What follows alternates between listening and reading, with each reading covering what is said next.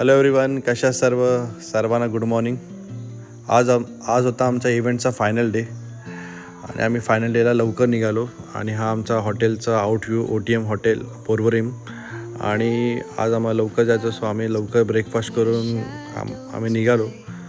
आणि तुम्ही नाश्ता पाहू शकता, आमचा एकदम पुरं हेवी ब्रेकफास्ट होता. आणि आमचं इव्हेंटचं सर्व ब्रॉडकास्टिंगचं सेटअप आम्ही घेऊन निघालो. आणि जर तुम्ही म्हापशामध्ये असाल तर म्हापशाला जर आणि रविवार असेल तर नक्की तुम्ही बोडगेश्वराच्या मंदिराला जावा.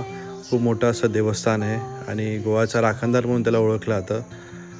आणि आम्ही रविवार असल्यामुळे आम्ही तिकडे दर्शनाला गेलो आणि बोडगेश्वराचं दर्शन घेऊन आम्ही निघालो स्टेडियमला.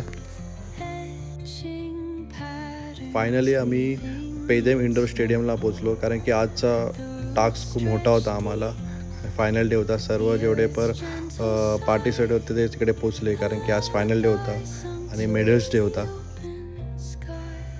हा आमचा ID कार्ड होता आणि आम्ही सर्व सेटअप रेडी करून सर्व स्टाफला बोलून आम्ही त्यांची एक मीटिंग घेतली, कारण की आज फायनल डे असल्यामुळे काही चुका आम्हाला करायचं नव्हत्या. अंकिता मॅडमने आम्हाला इंट्रोड्यूस केलं आणि त्यानंतर सर्व कोचेसनी डान्स केला, कारण की ते पण खूप एन्जॉय करत होते ह्या आशियन चॅम्पियनशिपला.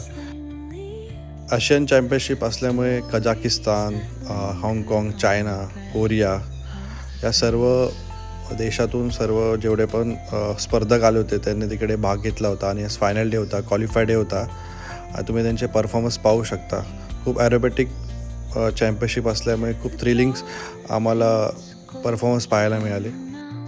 आणि थोड्याच वेळात क्लोजिंग सेरेमनी स्टार्ट झाली आणि इंडियाला मिळाले 3 गोल्ड मेडल. खूप प्राऊड मोमेंट होता आमच्यासाठी आणि पूर्ण इंडियासाठी. एशियन ॲथलेटिक्स ऑर्गनायझर्सना आमचं काम आवडल्यामुळे त्यांनी टोकन ऑफ लव्ह म्हणून आम्हाला एक सन्मान चिन्ह दिला आणि खूप प्राऊड मोमेंट होता आमच्यासाठी. आणि क्लोजिंग सेरेमनी झाल्यावर आम्ही पण इव्हेंट एन्जॉय केला आणि फायनली आम्ही पॅकिंग करून आम्ही निघालो मुंबईला.